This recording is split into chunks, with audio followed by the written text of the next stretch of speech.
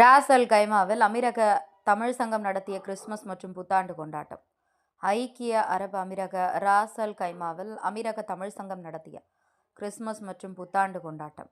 அமீரக தமிழ் சங்கம் அமைப்பின் தலைவி டாக்டர் ஷிலு தலைமையில் ராஸ் அல் கைமாவில் உள்ள ராக்மாலில் ஏராளமான பெண்களும் குழந்தைகளும் தமிழர்களும் அமீரக தமிழ் சங்கத்துடன் நிர்வாகிகளும் கலந்து கொண்டு சிறப்பாக நடைபெற்றது.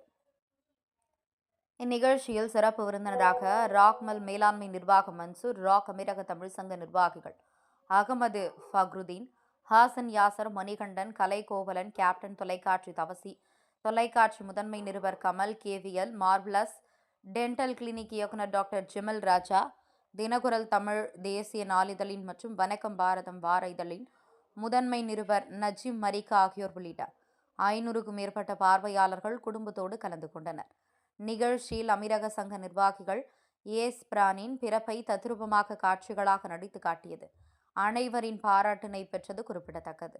நிகழ்ச்சியின் நிறைவாக அமீரக தமிழ் சங்கத்தின் தலைவி டாக்டர் ஷிலு நன்றி கூறி நிகழ்ச்சியில் பங்கு பெற்றவர்களுக்கு பரிசுகளும் சான்றிதழும் கொடுத்து மேலும் நிகழ்ச்சிக்கு வந்திருந்த அனைவருக்கும் மற்றும் ஆதரவாளர்களுக்கும் நன்றிகளை தெரிவித்தார்.